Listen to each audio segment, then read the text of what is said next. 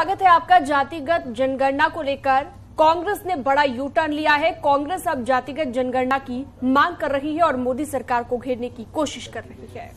और ऐसे में सवाल है कि क्या सिर्फ मोदी सरकार के विरोध के लिए कांग्रेस ने अपनी सालों पुरानी नीति को बदल दिया है?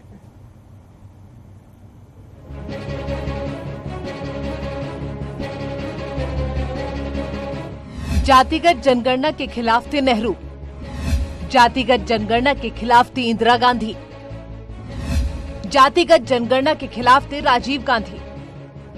लेकिन अब जातिगत जनगणना को लेकर कांग्रेस ने ले लिया है बड़ा यू टर्न।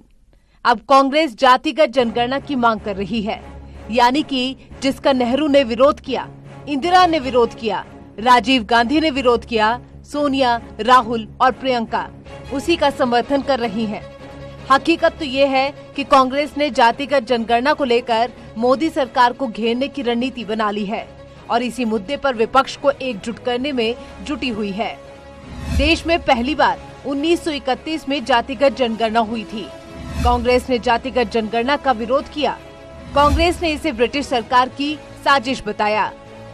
1951 में संसद में जातिगत जनगणना पर पहली बार चर्चा हुई।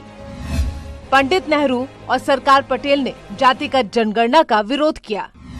डॉक्टर भीमराव अंबेडकर, डॉक्टर अब्दुल कलाम आजाद भी जातिगत जनगणना के खिलाफ थे। पंडित नेहरू ने तो 1961 में राज्यों के सीएम को एक पत्र लिखा था, जिसमें उन्होंने लिखे जाति और धर्म के आधार पर आरक्षण को अनुचित ठहराया था। उन्होंने कहा था, जब हम जाति और धर्म के आधार पर आरक्षण व्यवस्था का पक्ष लेते हैं तो सक्षम लोगों और दक्षता का दर्जा नीचे करते हैं। खासकर सेवा के क्षेत्र में आरक्षण अनुचित है। मैं चाहता हूं कि मेरा देश प्रथम दर्जे का बने।